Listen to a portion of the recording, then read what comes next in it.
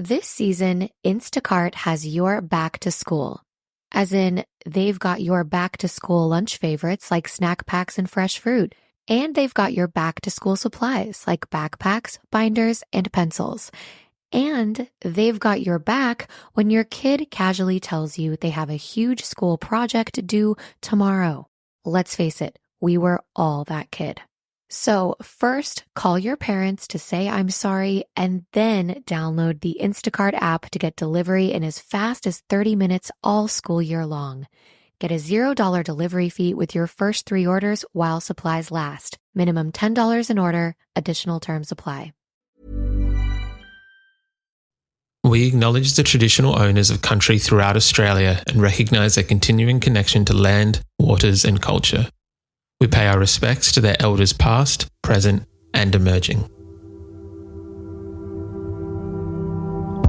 Welcome to This Song Is Yours, a music podcast where we chat to a new guest each week, talk about their life and creative endeavours, and talk to them about some of the music they love. Our show works by chatting to our guests about music, but also getting them to make you a playlist of the songs they love. You can find the link to our playlist in the show notes. Welcome to episode 11. I'm your host, Simon Fink. Our guest today is one of the greatest bands of the last 20 years, the Avalanches. We Will Always Love You is their incredible third record, and it's available to the world tomorrow. In today's episode, I talked to Robbie Chater from the band about the new record's insane guest list, the pressure when there's 16 years between records, and the best cities in the world to go record shopping. Here we go. Our guest today is one half of Australia's greatest exports, the Avalanches. Fresh from celebrating the 20-year anniversary of their modern classic, Since I Left You, the band are now releasing their third studio record, entitled We Will Always Love You. They've won awards and praise the world over, and now they're out to win over your heart. Please welcome to This Song Is Yours, Robbie Chater from the Avalanches. Hi, Robbie. Hi, Simon. How are you going? I'm good, thank you. How are you? Really good, really good. That's good. Firstly, congratulations on We Will Always Love You, which is out tomorrow. It's a gorgeous record, and not to blow smoke up your ass, but it's a great record. How are you guys feeling about it finally being out? We're feeling really good, really excited, and thank you. It's lovely of you to say. I guess it's always unknown when you make a record like this, and really there's only a few people hearing it as it goes along, so it's always a bit of nervous anticipation about whether we'll connect with people or not, but we're feeling really good, and we're feeling like we achieved what we set out to achieve. So it's an exciting time, and especially in a year like this, we haven't been able to tour or do shows or connect with people in any other way, so it'll be lovely. Hopefully the music will really connect with people when it comes out tomorrow. So. It has the record itself has a beautiful catalyst. I think it's the Golden Vessel record, is that correct? The story between Anne Dryan and Carl Sagan. Are you able to tell us a little bit more about that and how that, evolved into a record? Yeah, well, I guess it began with discussions about what we wanted to explore with this album. And we were kind of maybe it's part of getting a little older or something, but we were talking about our own mortality and exploring who we are as people beyond, just our immediate sort of identities. Like, for example, I'm Robbie, I'm a male, I'm a musician, I'm Australian, we have all these labels, but beyond that, on a level of consciousness, we feel like we're all so much more vast. So we sort of wanted to make a record exploring that and what happens when we die, and just, bigger themes. And so we began that process. And then as we went along, we discovered this beautiful story of Andrew and Carl Sagan, who were hired by NASA in 78, I think, to compile these golden records for the Voyager spacecraft, which were going to be the first spacecraft ever to leave our solar system. And after they'd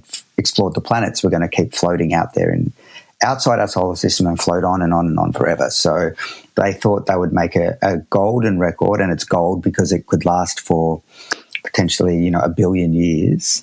And a golden record of the sounds and information of planet Earth in case intelligent life ever found these spacecraft floating out there one day. Yeah, so it was called the Voyager Golden Record Project, and Carl Sagan, who's quite a famous astronomer, and Andrew Ian were put in charge of curating this disc. So it was almost like making a mixtape of like planet Earth. And how do you possibly choose what goes on such a record? So they began this process, and there's whale sounds and Chuck Berry and Mozart and Beethoven and all different languages, and Anne thought, well, it would be fantastic to record her heart waves and brain waves in an ECG scan and embed them on the disc as well, in case maybe some civilization was intelligent enough to maybe they could learn about our biology. So they organised for her to go into Bellevue Hospital in New York and have these scans done. And the day before she went to have these scans, Carl Sagan proposed to her. So I was just slowly and in a beautiful way fallen in love while compiling this record, but it came as a complete surprise to her. And she went ahead and did the scans, and then she realised, she had this beautiful moment of realisation where she realised, oh my goodness, like the sound of her heart and the vibrations of her brain of a young woman in love were going to be captured forever on this disc, and will be floating out there long after planet Earth is no more. And when I heard this story, I just thought that is the most beautiful and romantic thing I've ever heard. And we related on so many levels on it, because it's talking about sound and travel, and also our own mortality, and and the way that we when we make recorded music, it's kind of like that that will live on long after we're here no more. So we loved all of those things that story tapped into, and it was kind of a catalyst for this record. It is a very, not necessarily like a love song record, but it's an extremely romantic record in terms of that it seems to kind of touch on all aspects of that romantic spectrum, whether it be about like love or love lost. All the songs, they do seem to have like this little vibe or like aura about them. The record itself, the guest list is truly astounding. Obviously, it's yourself and Tony as the band, as the Avalanches, but some of the guests, the featured guests are incredible. I won't go through all of them just due to time restraints, but even just a sample of guests, you have Karen O, MGMT, Mick Jones from The Clash, Jamie XX, Sampa the Great. When you initially started the third record, was there always a guest list that you had in mind, or was it just that it kind of happened organically over time where more and more people joined the record? It just sort of grew as it went along, and really it kept the songs lead the way. Like if there's a piece of music, and there was Tony and I and our collaborator Andy, who we worked very closely with on this record, and as pieces of music kind of took shape, we would just spend a long time. Actually, it was almost like sampling, like just thinking whose voice may be perfect for this piece of music. And so it's not just like a wish list of well-known people or anything. It's like it's a long process, and often I'll sample a bit of someone, like say Perry Farrell's one of his older songs, and we'll match his voice on the song and go, that's it, that's perfect. I wonder if we could ever get in touch, or I wonder if he would ever have heard of us, and then we would reach out, and sometimes we're lucky enough that maybe they know who we are, or they don't, but they're curious, and we go from there. So, yeah. I did hear that there was a bit of a mission statement, not like a screening process, if you will, but like a mission statement that you gave to guests in terms to see whether for lack of a better word, whether the vibe was right for the record. What was that kind of? What was that kind of like? It was more like, I think it was just some notes I had from internally between Tony and I and our friend Andrew. Just to kind of get our heads around, like, what are we doing here? What's this record about? So it was just for us, and there were some notes I wrote, because the record we made before this one, Wildflower, took 16 years, and it was almost like the reason it took so long was because we were almost finding what the record was as we went. So I was like, we are not doing that again. We're going to have a clear idea of what we're doing before we start. So it was kind of a mission statement for us. But then as we spoke to collaborators, I was able to share that, and it was just kind of a brief summary of what you and I just spoke about, and the Golden Record, and also about my own journey and some struggles I've had in life, and just about a journey from darkness to light, really, which is something that we can all relate to in our own way. So I spoke about some of those things, and then and even some more esoteric concepts about like exploring the afterlife and what happens when we die and stuff like that. And so then if we got in contact with someone, I would send that through, and it was a great way to, well, not screening as you say, but like it was a great way to see where someone's head was at. And some people would say, you guys are crazy. I do not know what you're talking about. Maybe like we'll work together another time. And some people would say, oh my God, this, I get it, you know, and then it would go from there and we would start corresponding. And yeah. Was there anyone that you kind of, and obviously no need to name or shame, but anyone that you kind of really had your heart set on or wanted to, and then it just kind of didn't align in terms of whether that be the mission statement or just didn't kind of work out?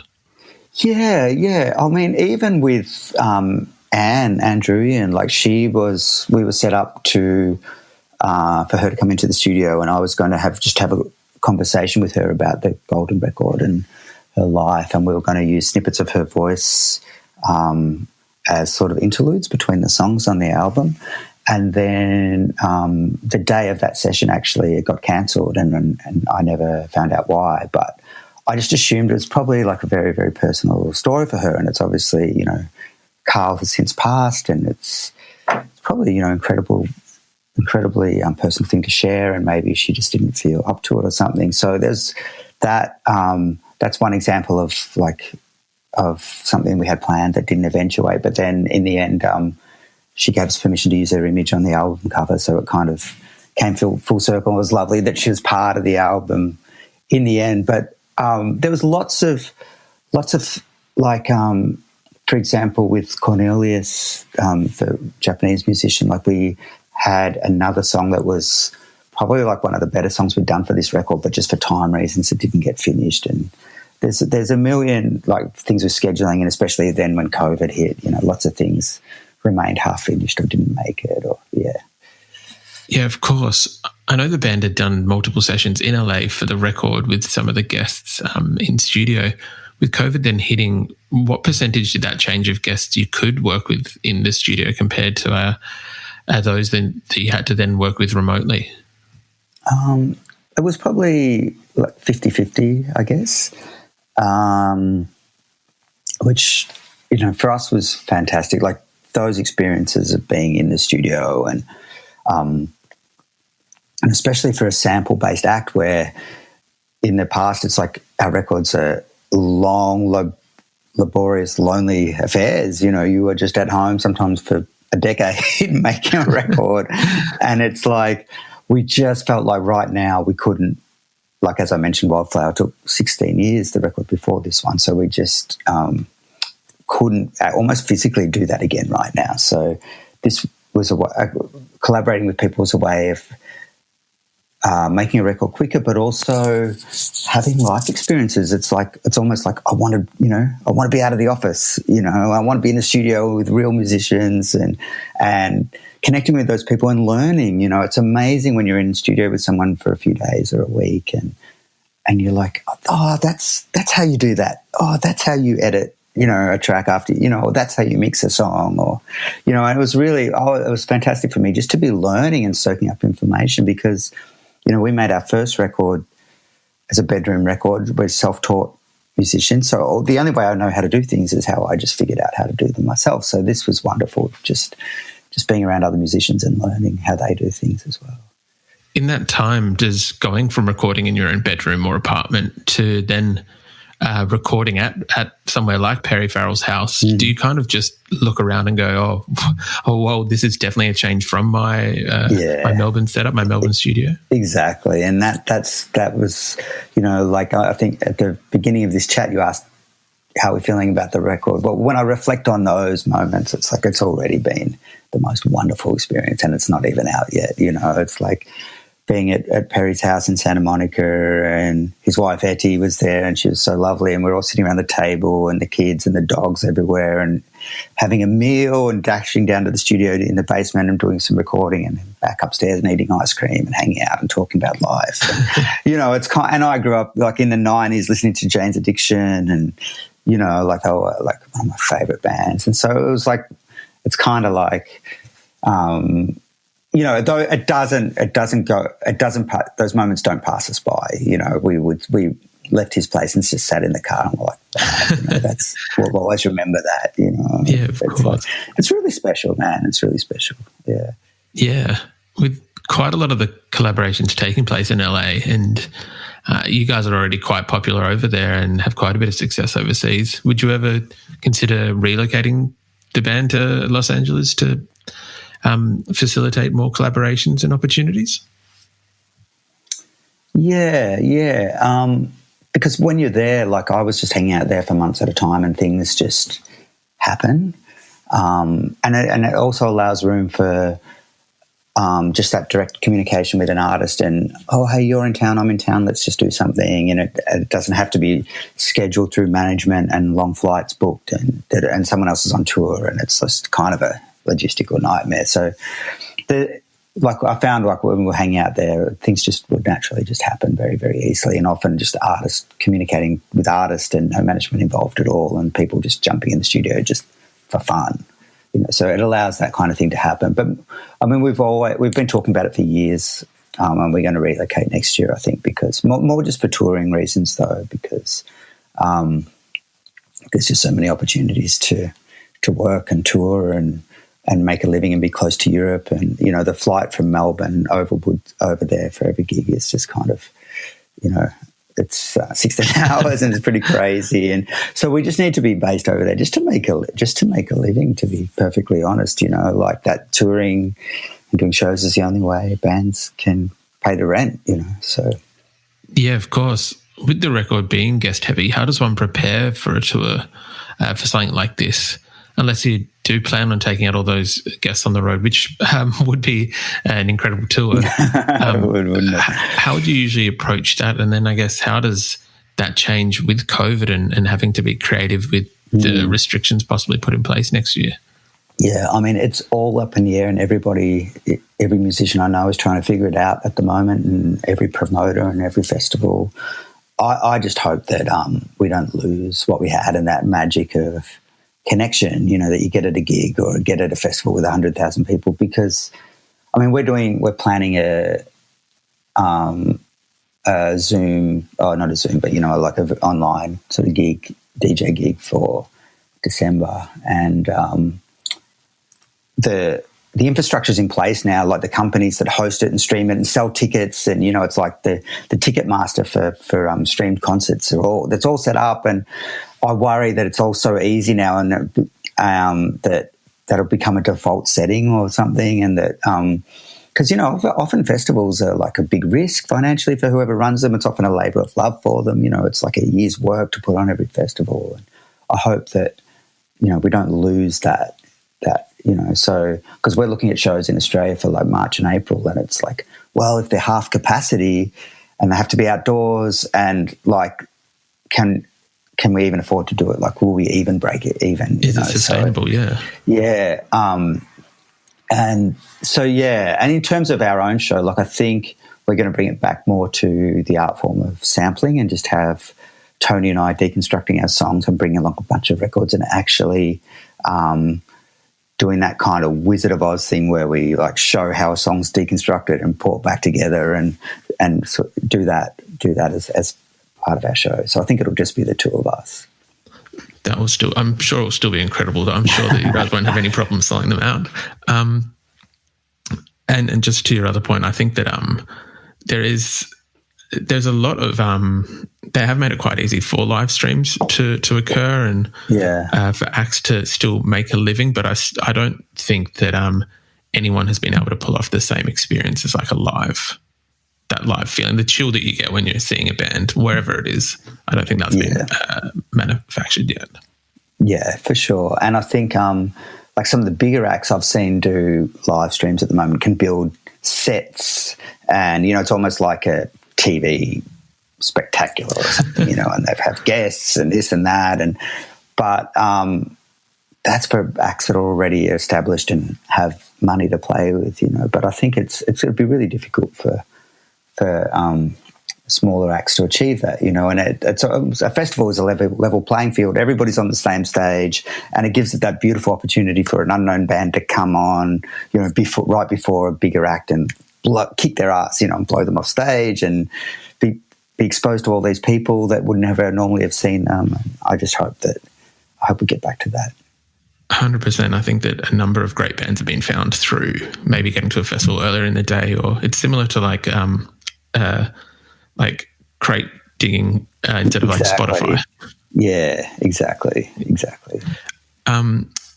I wanted to touch on some of the stories that I've heard about the record from some of the guests. I heard that Rivers Cuomo, his assistant sent through a spreadsheet of like catchphrases or of sayings that he was using, and that you guys were kind of allowed to pick one. I think they said you can pick one. You guys picked three. Yeah. I'd be curious, obviously not to give away any of his B-sides.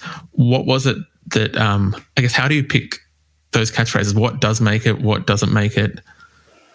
Yeah, it was fascinating, actually. It was just I'm not sure how his mind works, but it was just a collection of these beautiful, poetic... Hello, this is Danny Pellegrino, host of the Everything Iconic podcast, and I'm here to tell you all about Splash Refresher, because hydration is mandatory, but boring is not. Now, I love my water, but if I don't spice it up, I'm not going to finish what I took out of the fridge. That's why I love my Splash Refresher, which is flavorful, delicious, bright, hydrating, and 0 calories. The wild berry flavor is my fave. No, wait. Is the pineapple mango flavor my fave? You know what? All 5 craveable Splash Refresher flavors are my fave because they're so delicious. So get hydrated and enjoy it with Splash Refresher.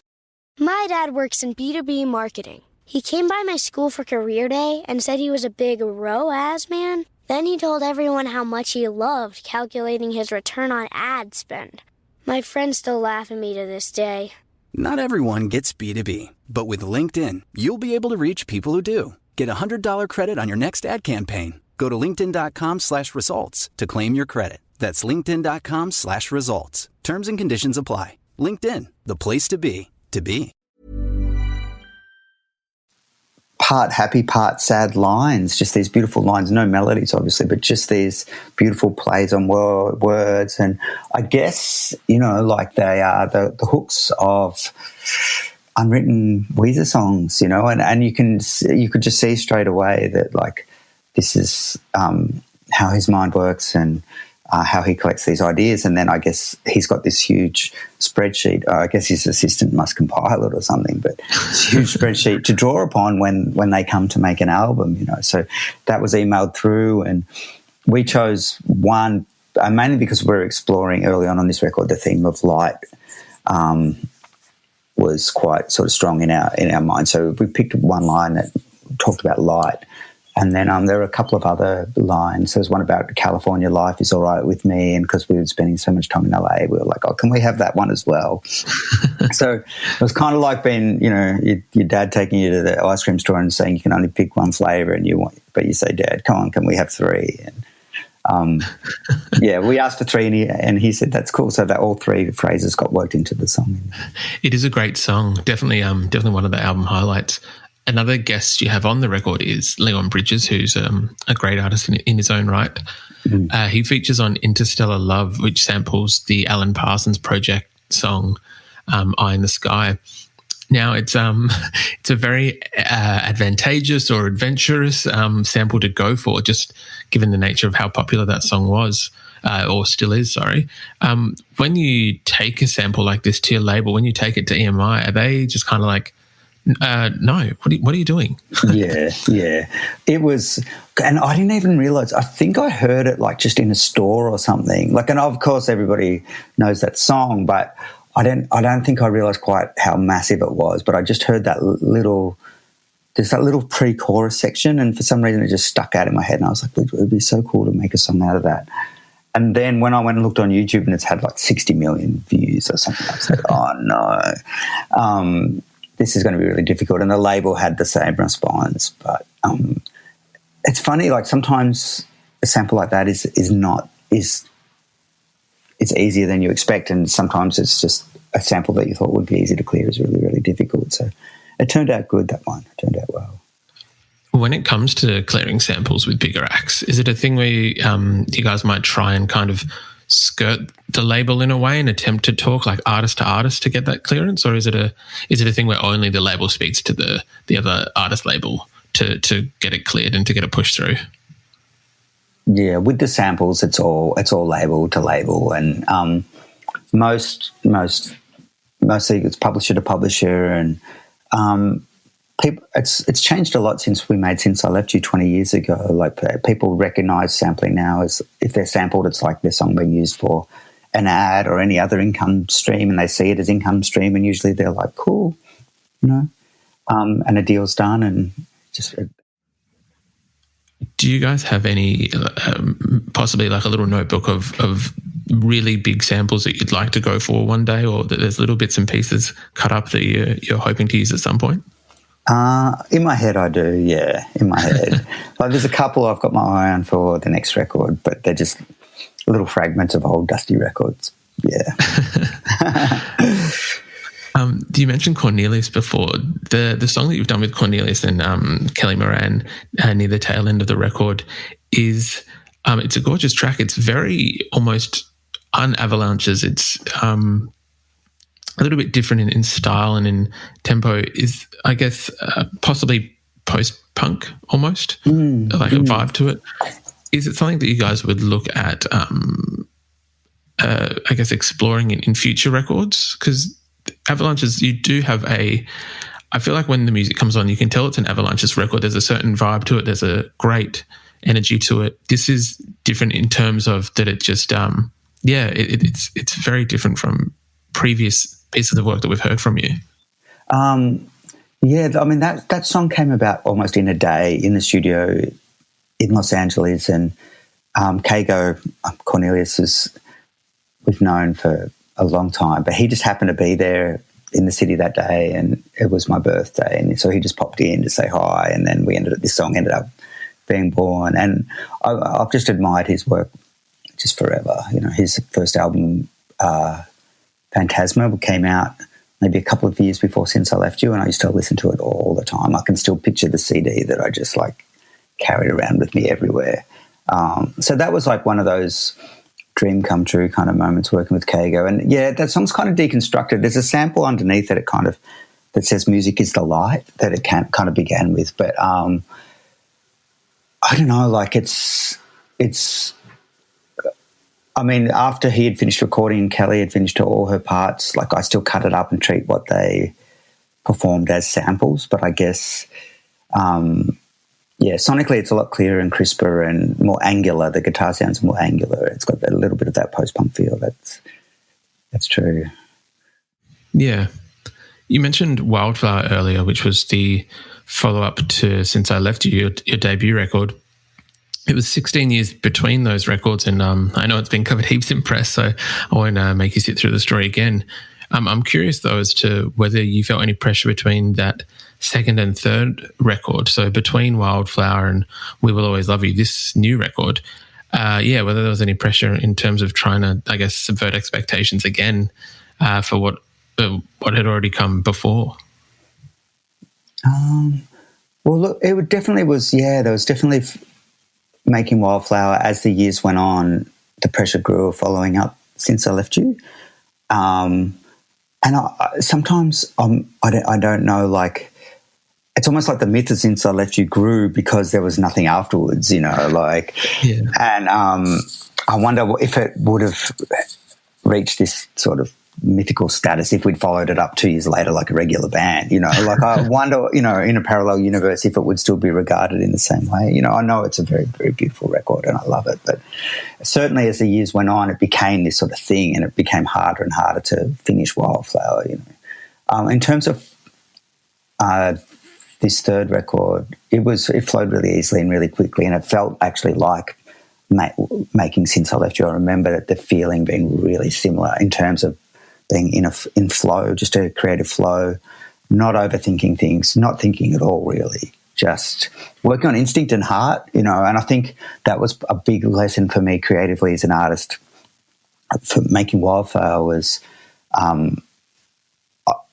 I started to think about it too much, and because since I left you, like I was a kid, when that was being made, and it was just pure heart and instinct and joy, and you can hear that in the record. And then afterwards, I remember thinking, God, I didn't even really try.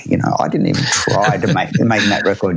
So if I try really, really, really hard, I can make something like 10 times better. So this is me, like a big learning curve for me as like a young artist. Look, that was the hard lesson I learned making Wildflower, was that it's not about how hard you try, and it's not about how much you think about it. And actually, the thinking and intellectual part of my brain actually gets in the way of making beautiful art, for me.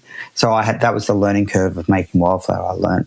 I learned that the hard way. And so with this record, all the pressure of following up Since I Left You was gone, and we were just in flow, not overthinking it, and not cataloging huge archives of samples and this huge big digital library which we had for Wildflower of thousands of samples all in categories. And it was just like we just got lost almost in admin of like sample organization. That making this third album was just you grab a record, make a song with it that day. Every day was like a new record, a new song, and if it turned into a good idea, we would just finish that song. For Since I Left You, there was 18 songs on that record, and we only made 18 songs or 19 songs. For Wildflower, there was maybe 18 songs on the finished record, but we made hundreds and hundreds and hundreds. So this third album was back to just making a song, finishing it, and pretty soon, in only 2 years, you have 25 finished songs and you have an album. So it was really cool. And I think the second part of your question, yeah, we did consciously do something different. I think that's what you were getting at. And at the beginning of this album, we kind of thought, look, we've made 2 sample-based albums, and if we make another one now, no matter how beautiful and no matter how great it is, and even if it's just as great as the first 2, we wondered if we would start to become a bit of a known quantity of like, that's what they do. I know what I'm going to get from those guys. And yeah, it's beautiful, but it's just the same as the first 2. And we thought, well, is that almost going to be like the beginning of the end for us creatively? And we've always Since I Left You we wanted it to sound like nothing else, and we just don't want to become a known quantity, I guess. So I remember we were talking about Achtung Baby, which is a strange touchstone, but that U2 album that they made after the Joshua Tree. It was a big curveball for them, but a brave move, I think. But it just gave them another 20 years of their career, and it made people go, well, I just don't know what I'm going to get from them now, So we kind of thought, why don't we try and do something like that? And it might polarize people, but we have nothing to prove, and we just wanted to keep ourselves interested. We wanted new experiences. We want to be in the studio with other artists, and we want to make a different kind of record, and with more instruments as well. Like the sample-based records, the first 2 records, which are pretty much fully sample-based, they don't have a lot of bottom end, because the only bass you have is the bass in the dusty old records from the 60s or whatever. So this record, we wanted it to just fit in the modern world a bit more and use, bigger kick drums and bass lines. And so we'd always start with a sample, but we weren't afraid to add lots of layers of instrumentation and just stretch ourselves a bit. Yeah, of course. I think that's some of the best art really does come from just trying to do something completely different from that, whatever has previously come before it. Yeah. And I still, for me, a lot of this record just still sounds like us, and which is kind of nice. Like inevitably, I guess it's something in our hearts, or that there's a certain feeling in the music that just hopefully still comes through and sounds like us anyway. Like to me, a big part of this record still, you can tell It definitely, and I'm still struggling to put my finger on exactly what it is, but we don't know either. Yeah, it's something that's somewhere ingrained in the music that you can tell that it's an Avalanches record without having to read it or it's a good thing. Yeah, thanks. Yeah, I think it's like it's just a feeling, but I can't put my finger on it. It's almost like a melancholy, like halfway between happy and sad feeling or something that our best sort of songs hit on or something. Yeah, I think you guys do that kind of stuff really well. Touching on Since I Left You, you celebrated 20 years since the release of that record in the last few weeks. Congratulations. At the time, back then, did you think that this is what you'd be doing now and this is where this kind of, where this journey would take you? Like, did you think that if you went back to Robbie in the year 2000 and said, yeah, you're at Perry Farrell's house and recording stuff with all these other bands and artists?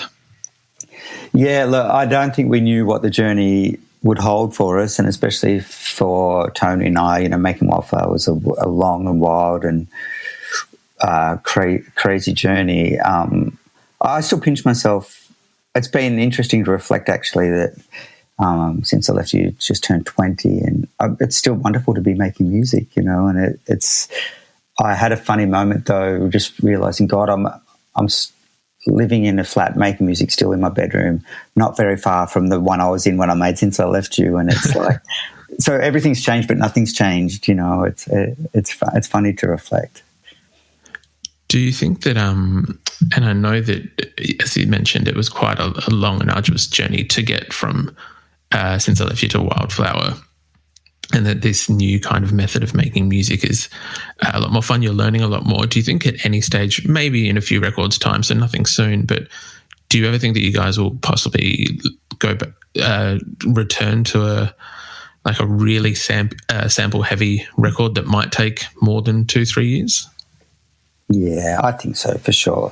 It's just what we do. Like, there's just that feeling of waking up in the morning and listening to there's a pile of old records on your desktop that are just like from a junk store, and there could be anything in there, and you're having a cup of coffee and the sun's shining, and you put one of those records on, and all of a sudden, like, you hear this tiny little moment, maybe even between songs or in a breakdown between songs, and all of a sudden that this light bulb goes off in your head, and you're away and you're making a new piece of music. Like, that is the greatest feeling in the world, and it's what we do. And every song on this record started with like that as well, with the sample, and it's just, there's something about sampling and the way that it plays with time and it plays with memory. And I love thinking about like, there might be a record from the 40s, and so whoever recorded that has passed away, and I'm listening to it and I'm wondering what was going on in their life at that time. Like, they might be singing this beautiful song about heartbreak or lost love or death or anything, and so there's like all that, someone's whole experience is captured on that record, and then someone's owned that record, maybe for 20 years, and maybe they've listened to that song while they're going through a breakup or something and spilt wine on it and added to the crackles, and then that record crosses my path, and all the crackles are there from someone who's listened to it a million times, and then there's the original sort of soul and spirit of the singer captured on that record as well, and then I sample it and make a new song out of it, and that process is just so beautiful to me, and it's what we do, and I think it'll never go away. It was more just like we could almost physically didn't have it in us to do another record like that again right now, but I'm sure we will again. Do you still enjoy going out to record stores and kind of crate diving and just finding those obscure or just random records? Yeah, completely. After we finished Wildflower, I got rid of my whole record collection. Like, I probably kept about 200 records that really meant a lot to me, and records that I'd used to make our albums and stuff like that. A few old records of my father's I kept. Everything else I got rid of, and so it's been lovely to just have no records again, and then just be able to wander through a junk store or a record store, whatever city I'm in, and have room in my life for new music to come in again. And it's a beautiful thing. It's like being a kid again, How many records did you have at one point? It was probably like, it was 8 or 9,000 or something. Not that many compared to like some of the, the collections I've seen, but still a very decent number. Yeah. Yeah. When you offload something like that, is it, I guess whether it's a private sale or you're selling to a store, I imagine that they feel quite honoured the fact that in terms of sampling and records, the Avalanches are so well known and so famous that they've kind of taken in part of a history themselves. Yeah, I don't think the guy knew. Yeah, and that was easier for me because I just didn't want to. I just was like, that's fair. Yeah, yeah. And I made sure, like, I spent weeks going through them all and keeping everything that I'd used to sample to make any of our records. So I wanted to keep those albums, and then, I just had that moment of realization of like, I'll probably never listen to half of these records ever again, and why am I keeping them and lugging them around? And they're just possessions in a way. And yeah. For you, when you are creativing, is there anything that kind of, do you go looking for like a cover art, or is there something that I guess jumps out to you more than anything when you're looking for something random? Oh, now it's pretty random. Like when I was younger, I was much more like into the label or the musicians that played on it, or this label's an offshoot of that label, and okay, cool, this might have something good on it. And there was a methodology behind why I would choose certain records. But now it's just I don't know. I just more instinct. Sometimes just the cover or the mood I'm in that day.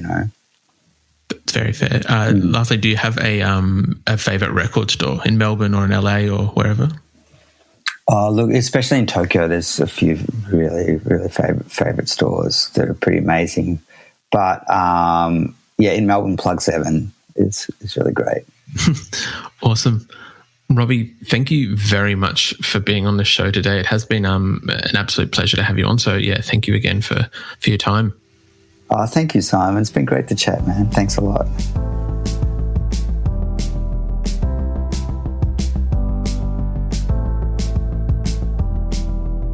And that's our show. We Will Always Love You, the third studio record by the Avalanches, is out tomorrow. We've included a link in our show notes if you want to go and buy the record. We want to say a massive thank you to Robbie Chater and the Avalanches for their time, and also say thanks to Mariam from EMI for her assist with today's interview. We don't have a playlist this week, but please do yourself a favour and go buy their record from the store in the show notes. If you like this show, please subscribe wherever you get your pods and stay up to date when we release new episodes. New shows are released each Thursday morning, with guest playlists streaming on Spotify at the same time. You can follow the playlist profile on Spotify, and you can follow us on Instagram and Facebook. Until next week, cheers.